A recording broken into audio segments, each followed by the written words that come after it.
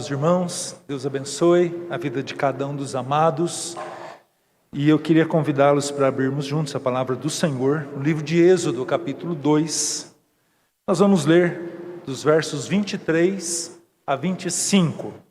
Irmãos, às vezes nós clamamos a Deus por um livramento. Às vezes nós pedimos ao Senhor que Ele nos conceda a graça diante de alguma luta, de alguma enfermidade. Em muitos momentos, irmãos, a gente percebe que isso não acontece na hora que a gente quer. A resposta do Senhor, muitas vezes nós julgamos ela como demorada. Nós somos muito imediatistas. E de repente, meus queridos, a gente fica preocupado. Por quê? Por que de repente um crente que passa por uma luta está clamando ao Senhor e Deus demora tanto em responder? E de repente a gente vê o mesmo servo do Senhor, crente, clama ao Senhor e as respostas, elas muitas vezes são rápidas, imediatas. Em muitos momentos isso gera inquietação na nossa alma. Isso gera preocupação. Será que nós estamos fazendo alguma coisa de errado? Será que nós estamos andando, de fato, naqueles caminhos que o Senhor quer que a gente ande? Certamente, amados, isso gera uma reflexão e uma resposta da palavra de Deus nós buscamos.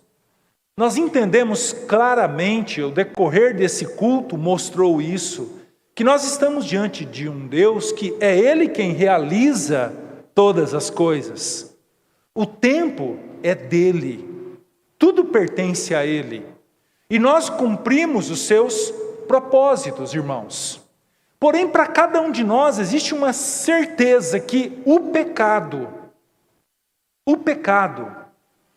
ele destrói a nossa intimidade com Deus. Ele destrói a nossa comunhão com o Senhor. Ele cega o nosso entendimento a ponto de nós não conseguirmos enxergar aquilo que Ele está nos ensinando, aquilo que Ele nos está mostrando. Um exemplo clássico disso é aquilo que aconteceu com Balaão. A Bíblia fala que Balaão foi contratado por Balaque para amaldiçoar o povo de Deus.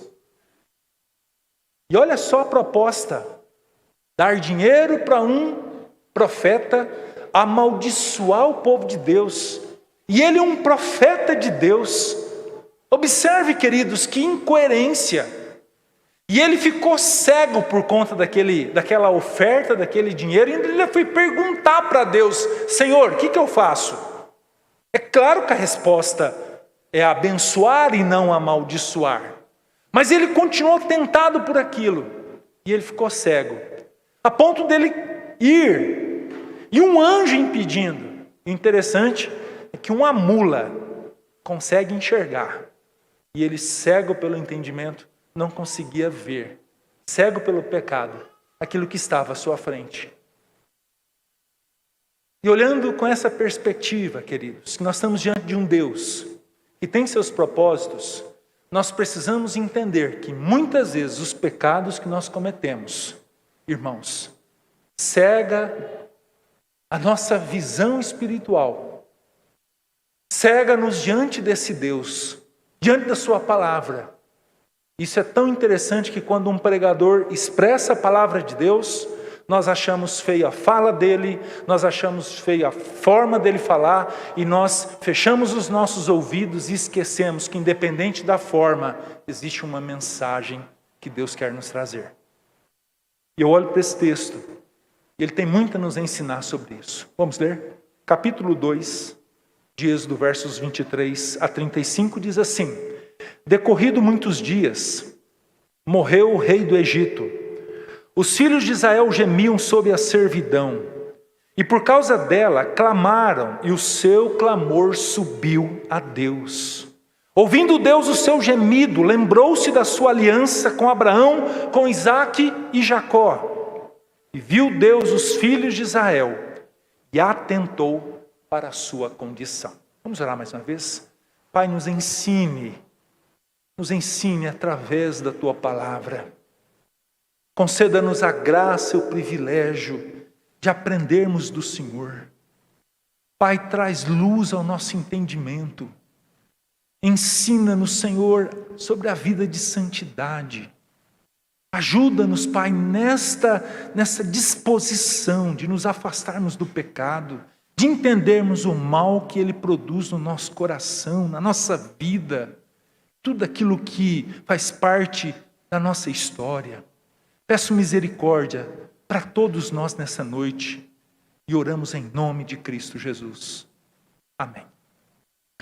Irmãos, esse texto é o final de praticamente mais de 400 anos, ou quase 400 anos, em que o povo de Deus permaneceu em uma terra, que não era a terra que Deus tinha para eles.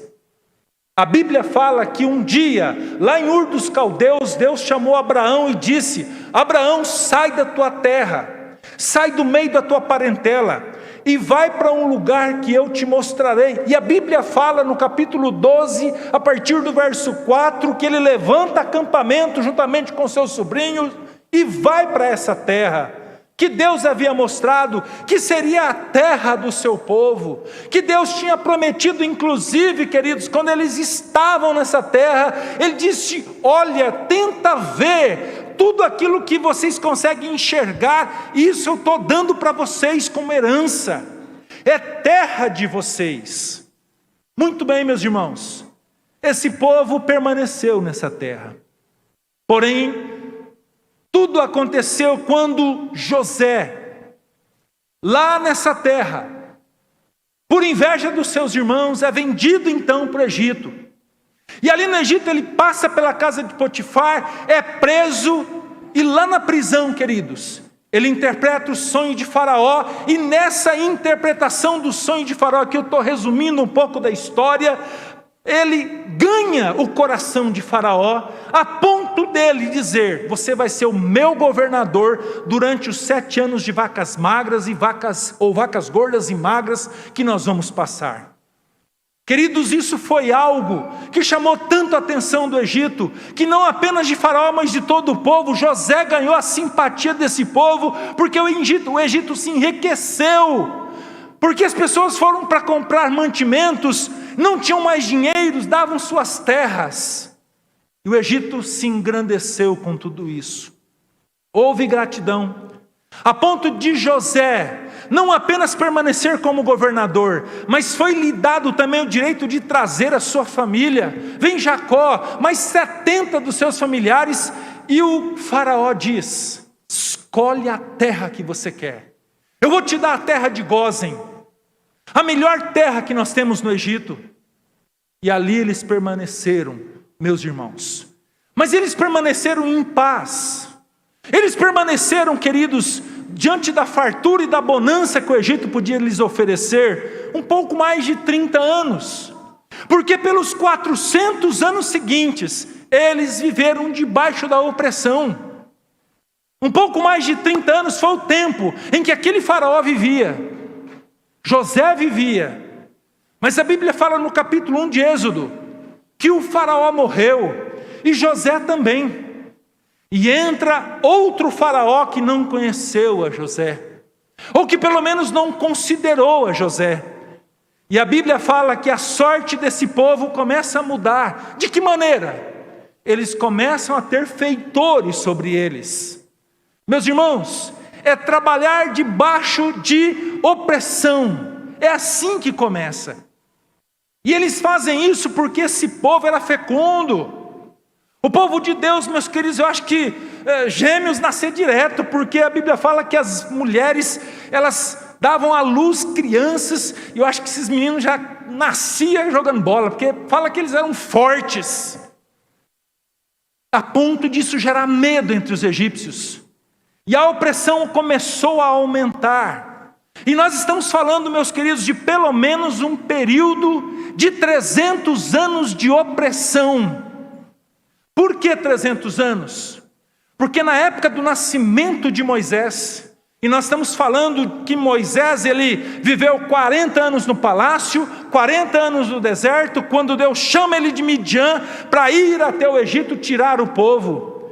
um pouco mais de 400 anos oprimidos, diante de um trabalho escravo, com muitas dificuldades, irmãos. Chega o nascimento de Moisés. Como eu disse, um pouco mais de 80 anos antes deles saírem da terra do Egito, vem a ordem. O serviço não está, o trabalho forçado, não está colocando nenhum obstáculo para que eles cresçam. Vamos fazer o seguinte, chama as parteiras. A Bíblia fala que as parteiras são levadas diante do faraó e vem a ordem. Todos os meninos que nascerem, mate. Essa foi a ordem. Vamos tentar barrar um pouco esse crescimento, porque eles vão se levantar contra nós. E a Bíblia fala que isso não aconteceu. Por quê? Porque aquelas parteiras temeram ao Senhor e foram abençoadas por isso. O faraó chama e fala, o que aconteceu? E aí vem a ordem. Eles vão nascer, só que é para jogar todas essas crianças no Nilo. Meus irmãos, é nesse contexto que Deus prepara o libertador. É nesse contexto, meus amados irmãos, que Deus levanta aquele que era um tipo do Senhor Jesus, o grande Moisés, o grande legislador, um dos homens mais mansos que a terra teve a oportunidade de contemplar, um líder que foi capacitado pelo Senhor, e foi capacitado nos primeiros 40 anos de vida, enquanto estava no palácio do faraó, porque ele foi tratado como filho de faraó. Ele aprendeu nas principais escolas da época, e ali, queridos, preparado para ser um líder. A Bíblia fala, meus amados irmãos, que diante de uma briga que houve entre um egípcio e um hebreu, e pelo tempo que Moisés permaneceu com sua mãe, logo depois que foi retirado do Nilo, ele sabia quem era o seu povo, ele sabia das suas origens, e ele não negava. A Bíblia fala que ele defende o hebreu e mata o egípcio. Porém, isso, queridos, gerou revolta em Faraó, que começou a persegui-lo a ponto dele ter que ir até o deserto. Se ele teve teoria no palácio, ele passou 40 anos num deserto onde ele cuidava de ovelhas, as ovelhas que não eram dele, as ovelhas que eram do seu sogro. Isso tudo fez parte de um treinamento da parte do Senhor, até que um dia, queridos, como diz lá em Êxodo 3, quando Deus o chama, lá no Monte Horebe, que era o Monte Sinai, ali foi o chamado de Moisés. Lembre-se que ele conhecia toda aquela região, porque era ali que era para ele conduzir, como um pastor, como um homem levantado por Deus, conduzir aquele povo a uma terra. É nesse contexto, queridos, que a gente olha para esse texto e vê um povo clamando ao Senhor. A Bíblia fala que aquele faraó que perseguia Moisés, quando ele matou aquele egípcio, já não vivia mais. O filho dele estava reinando em seu lugar. E o texto diz que isso se passou, pelo menos, irmãos, alguns estudiosos dizem que ele reinou por volta, esse rei que morreu, 67 anos, pelo menos uns 15 anos se passaram do início do reinado desse faraó que não conhecia Moisés, que já nem se lembrava mais de sua perseguição, enquanto ele estava lá em Midian, lá no deserto de Midian, cuidando daquelas ovelhas do seu sogro.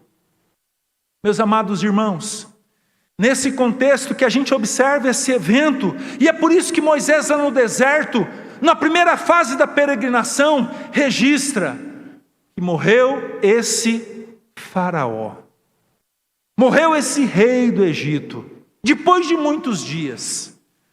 Mas observando o texto, um segundo evento Moisés registra.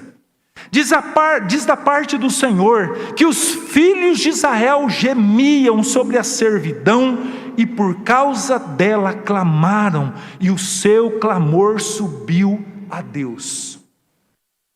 Meus irmãos, é impressionante a gente observar que apenas nesse período Nesse período final, nós temos no capítulo 2 um relato de pelo menos 80 anos, desde a matança das crianças, queridos, até quando Moisés, aqui lá no deserto de Midian, é chamado para tirar esse povo do Egito.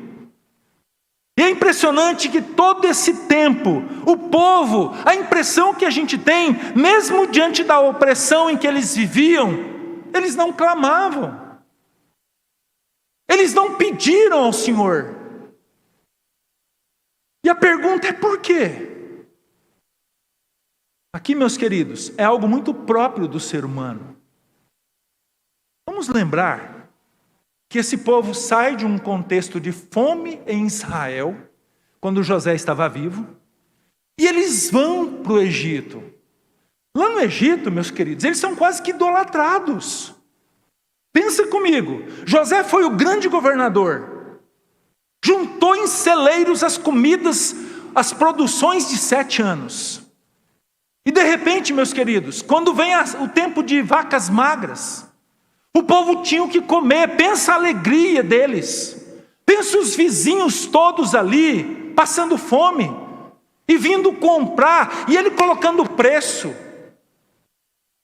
Aquilo ali, queridos, colocou o Egito numa condição muito importante no cenário mundial. E a família de José passa por um período muito bom, de extrema bonança, de extrema fartura. Não apenas, queridos, estavam fartos de alimentos, mas eles também tinham as melhores terras. E terra boa, a gente sabe que ovelha, gado, ele vai bem. Uma terra onde tem bons pastos, uma terra onde tem água com uma abundância. O Egito era farto porque era uma terra de planícies, não eram montanhosas iguais a Israel. Mas era nesse lugar, sendo bem tratados. Sabe o que acontece na maioria das vezes, quando nós passamos por um período de bonança?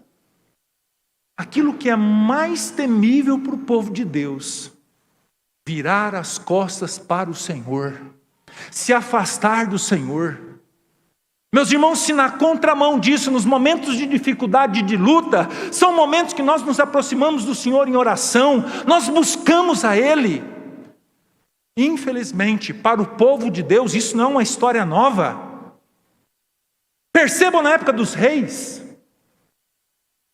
um rei que temia o Senhor, derrubava os altares, fazia com que o povo voltasse para Deus, restaurava o culto ao Senhor. O Senhor abençoava esse povo. Mas passava um tempo, sabe o que acontecia? Eles se acomodavam, meus irmãos, já não oravam mais, já não iam mais à igreja, já abandonavam o templo, já começavam a flertar com deuses, outros deuses, e quando menos imaginavam, estavam sacrificando nos altos, quando menos imaginavam, andava pelo caminho da idolatria. Nós somos assim também. Para muitos Deus não vai dar folga, porque se lhe der folga, sabe o que vai acontecer, queridos? Nós nos acomodamos. Nós olhamos para esse povo, pouquíssimos anos, dentro de uma terra farturenta, sendo bem tratado, sem dificuldades, sem problemas. Já começaram, queridos, a virar as costas para o Senhor. Já começaram a andar por outros caminhos. Mas eu chamo a atenção dos irmãos. Não era aquele lugar que Deus queria que eles estivessem. Quando Deus se lembra da aliança com Isaac, com Jacó e com Abraão, todos os textos que falam desta aliança, queridos, todos eles, a aliança consistia: essa terra eu vos darei, eu vos serei o seu Deus, isso será por estatuto perpétuo. Eu vou cuidar de vocês. Todas as vezes que a aliança é lembrada, tanto quando foi dada para Abraão, quando foi enfatizada para Isaac e para Jacó, todas as vezes a palavra era a mesma: a terra que vocês estão é a terra que eu vos dei. Eu dei para Abraão, e ela era para estatuto, era para sempre, era para os vossos filhos, e é para vocês também.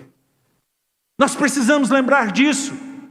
Deus não queria esse povo no Egito, mas estava muito bom ali. Era muito cômodo para eles permanecerem ali. E se não bastasse isso, volto a enfatizar. Já estavam dobrando o seu coração a sua serviço diante da tamanha idolatria do Egito.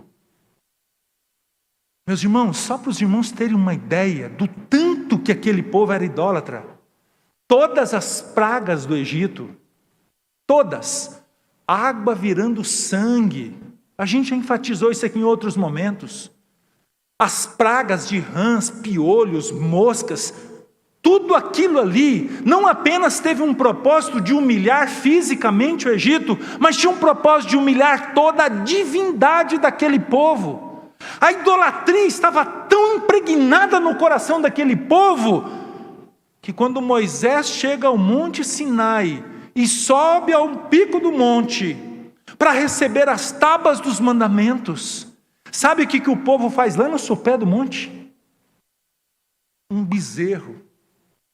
bezerro de ouro. Juntam pingentes, anéis, pulseiras, derretem e faz um bezerro.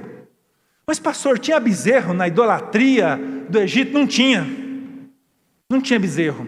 Mas como assim, pastor? Tinha o deus touro. Mas como o ouro era pouco, deram conta de fazer só um garrotinho, só um bezerrinho. Mas desculpe a expressão, a desgraça era a mesma. A idolatria era a mesma, a maldade do coração era a mesma, virar as costas para Deus era o mesmo, e Deus fala: Moisés, desce lá. O caldo entornou. Irmãos, era isso que fazia parte desse coração.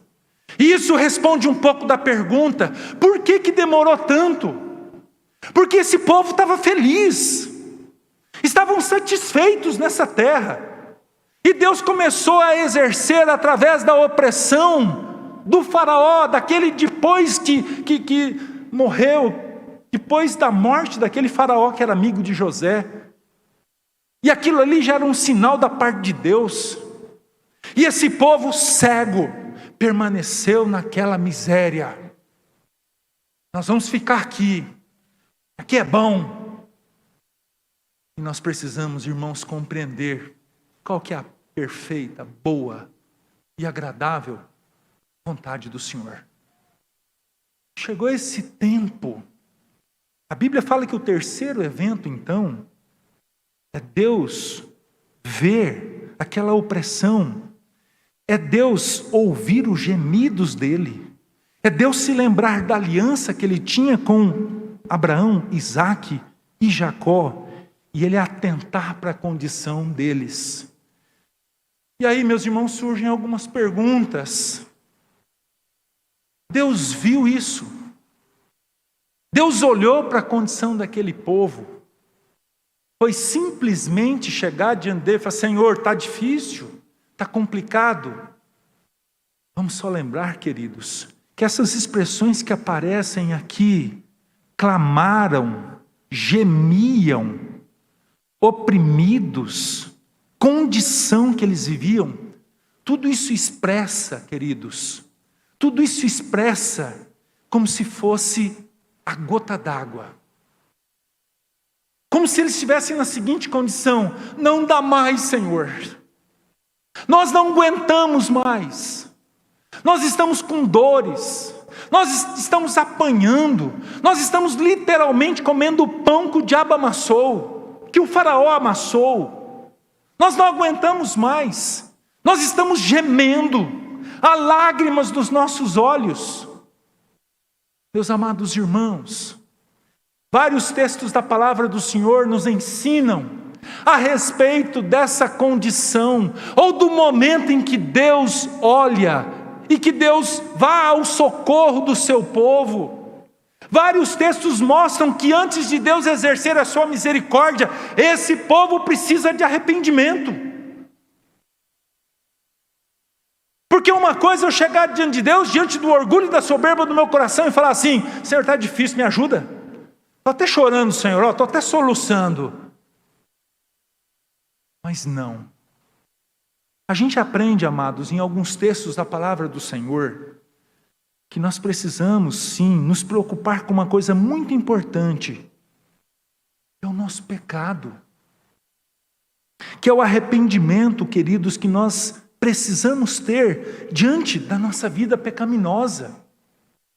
Se você acompanha comigo Levíticos capítulo 26, do verso 40 até o 42, a gente vê o Senhor dizendo o seguinte, Levíticos 26, 40 ao 42, mas se confessarem a sua iniquidade, e a iniquidade dos seus pais, na infidelidade que cometeram contra mim, como também confessaram que andaram contrariamente para comigo, pelo que também fui contrário a eles, e os fiz entrar na terra dos seus inimigos, se os corações incircuncisos se humilhar, e tornarem eles por bem o castigo da sua iniquidade, então,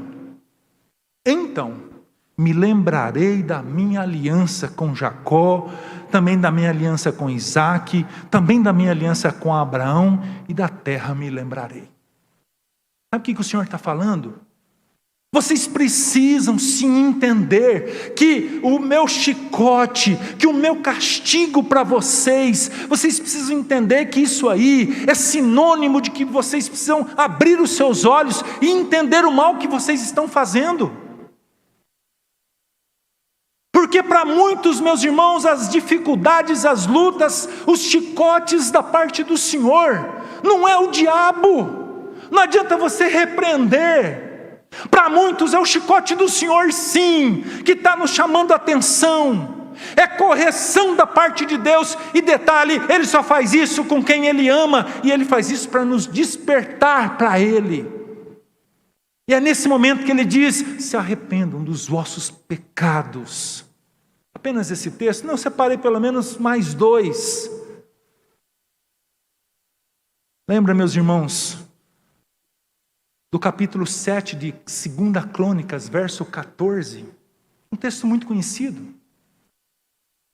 O Senhor diz assim, se o meu povo, que se chama pelo meu nome, olha só, se humilhar, orar e me buscar, e se converter do seu mau caminho, isso aqui, se arrepender do seu pecado, então, de novo aparece a expressão, eu ouvirei dos céus, perdoarei os seus pecados e sararei a sua terra. Observem, queridos, o tanto que o pecado, ele destrói a nossa vida, ele destrói a nossa comunhão, e Deus quer que nós sim vivamos uma vida de santidade. Vou citar mais um texto, Provérbios 28, 13. O sábio Salomão diz, o que encobre as suas transgressões jamais prosperará. Aí ele diz, aquele que as confessa e deixa, alcança o quê? Misericórdia. Deus veio com sua misericórdia, viu a aflição daquele povo, como eu disse antes, já estava preparando aquele que seria o grande libertador, um tipo do Senhor Jesus. Eu quero encerrar, queridos, essa meditação, esse sermão, fazendo algumas considerações com os irmãos. Primeira delas, não se afaste do Senhor nos tempos de fartura. Não vire as suas costas para o Senhor no tempo da bonança. Não permita que o orgulho tome conta de sua alma, porque os dias maus virão. Meus irmãos, o alerta é sério.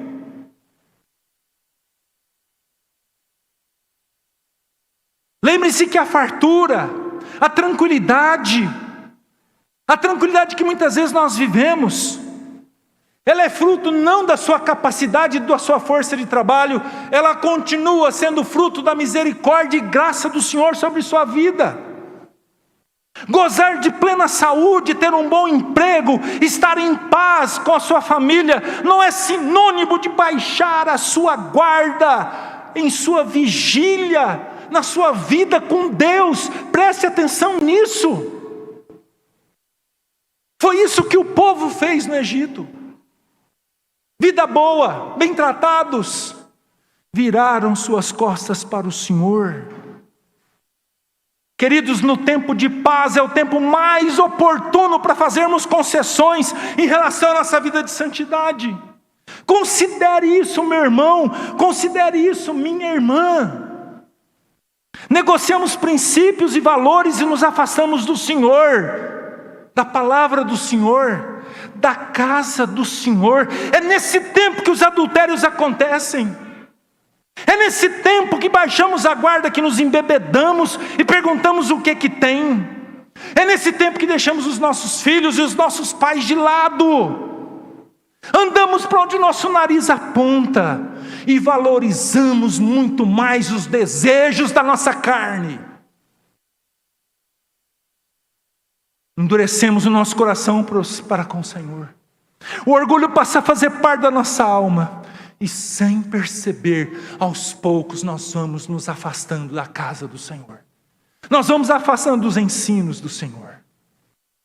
Isso é tão sério, queridos, que quando Moisés foi conversar com o faraó, no capítulo 3, verso 18, a fala foi: o Senhor, o Deus dos hebreus, nos encontrou. Nós estávamos perdidos, disse Moisés.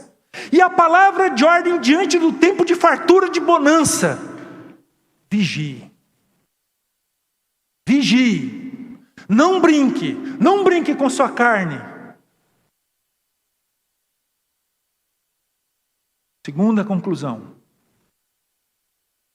quando o tempo de aflição vier, reveja a sua vida de santidade. Primeira coisa, reveja se você não está fazendo nada de errado. Reveja. Considere consigo mesmo. Como que eu tenho vivido a vida que Deus me deu? Como é que eu tenho tratado o pecado na minha vida? Irmãos, é muito importante a gente fazer isso. O povo recebeu o chicote, a opressão, os exatores, diz a Bíblia, que foram levantados no Egito, e os trabalhos forçados foram acontecendo, e aquilo já era, queridos, peso da mão de Deus sobre a vida deles. Mas de repente, uma coisa que o pecado causa em nós, irmãos, é uma soberba tamanha, que a gente não consegue ver isso como tratamento de Deus. A gente não consegue perceber que de repente situações de perdas, tragédias, elas são permitidas com um propósito, como o pastor Tim Keller diz num dos seus escritos, quando ele enfatiza que o sofrimento na vida do servo ou do homem, da mulher, tem um propósito de aproximar ele do Senhor. E a condição é santidade. Porque não tem como estar na presença de Deus sem santidade. Pedro diz no capítulo 1, verso 16 da sua primeira carta: sede santos porque eu sou santo. Se não houver arrependimento de pecados, se não houver uma busca de santidade, a sua conversa com Deus não passa desse teto. É aquilo que Deus diz em Isaías 1: não consigo ouvir o que vocês têm para me falar. Eu não posso suportar ajuntamento que vocês estão tendo. Não suporto isso. Quando vocês oram, eu fecho os meus ouvidos, eu viro os meus olhos, eu não quero ver, porque eu não suporto isso.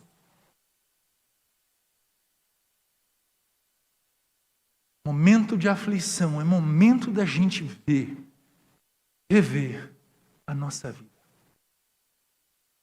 Terceira conclusão: entenda que o Senhor é o seu Deus. Nada nem ninguém muda isso. Ele tem aliança com o seu povo. Não é porque passaram 400 anos lá no Egito, ou pelo menos aqui nesse momento, mais de 300 anos, que Deus quebrou a aliança dele. Ele não faz isso. Ele não faz isso. Para nós hoje, meus irmãos, uma vez que nós confessamos a Cristo como Senhor, nada nem ninguém muda isso. João no capítulo 1, verso 12 diz assim: a todos quantos o receberam, deu-lhes o poder de serem feitos filhos de Deus. Quem recebe a Cristo, tem Deus como Pai. Você pode pegar um papel e rasgar sua certidão de nascimento, isso não muda a sua filiação para com Deus. Você pode, por N motivos, ser excluídos do hall de membro de uma igreja, mas nada nem ninguém risca o nosso nome do livro da vida. O próprio Senhor Jesus disse: todo aquele que o Pai me dá, esse virá a mim, e todo o que vem a mim, de modo nenhum eu lançarei fora. Paulo tratando sobre essa verdade, meus irmãos, no capítulo 8, verso 35, ele diz: quem nos separará do amor de Deus? Quem? Do amor de Deus na pessoa do seu Filho Jesus. Será tribulação, angústia, fome, nudez, perigo, espada. E no verso 38 ele responde essa pergunta. Ele diz: porque eu estou bem certo de que nem a morte, nem a vida, nem os anjos, nem os principados, nem as coisas do presente, nem do porvir, nem poderes, nem altura, nem a profundidade, e nem qualquer outra criatura poderá separar-nos do amor de Deus que está em Cristo Jesus, nosso Senhor. Eu sempre, quando leio esse texto, eu lembro do mineiro. Se Paulo fosse mineiro, ele dizia assim: nem qualquer outro trem, nada nos separa do amor de Deus, nem o Egito, nem 400 anos, nada, uma vez que nós reconhecemos o Senhor como nosso Senhor, a aliança, e na pessoa do seu Filho, Deus tem aliança. Ele jamais se esquecerá de ti, jamais te deixará, mesmo sendo um filho pródigo da vida, quando ele se arrepender do erro dele, quando ele reconhecer que na casa do seu pai há pão com fartura, quando ele chegar e falar assim: pai, eu tenho pecado contra ti, tenho feito o que é mal, não sou digno de nada, nem da sua consideração. O que o pai faz? Vem, vamos fazer festa. Vamos fazer festa. Ele tem aliança comigo e contigo na pessoa do seu Filho. Por fim, a última conclusão. Ser povo de Deus, meus irmãos, é muito mais, não é por origem sanguínea de Abraão, filiação de Abraão.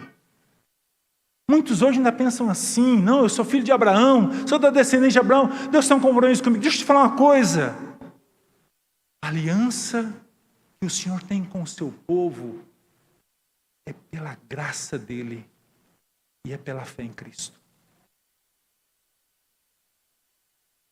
Não existe outra forma de fazermos parte do povo de Deus. Você pode ser batizado numa igreja, você pode ser membro de uma igreja, você pode ouvir falar de Cristo, mas de repente o próprio Jesus vai falar para você: eu nunca te conheci. Você pode até falar: Senhor, Senhor. Ele vai dizer: nem todos que dizem Senhor, Senhor entrará no reino dos céus. É primordial confessar Cristo como Senhor, é tê-lo como Salvador. Quem recebe o Filho tem o Pai, quem crê no Filho tem Deus como Pai. Como aquela ilustração de um jovem que foi convocado para uma guerra. Ele era filho único, filho de um homem muito rico, muitas propriedades, bens. E esse rapaz convocado, ele era um artista. E lá na guerra, numa daquelas noites, ele chega para um colega combatente, ele faz um retrato dele, pinta ali a sua face. E ele diz para o seu colega: se acontecer alguma coisa comigo, traga isso aqui para o meu pai. Dito e feito, o rapaz morreu em batalha. E aquele colega levou aquele retrato lá na casa do pai. Chegou lá, o pai com lágrimas nos olhos recebe aquele retrato e manda fazer uma moldura das mais bonitas que você imagina. E ele coloca no centro da sala dele, um lugar onde ele sentava próximo e admirava constantemente.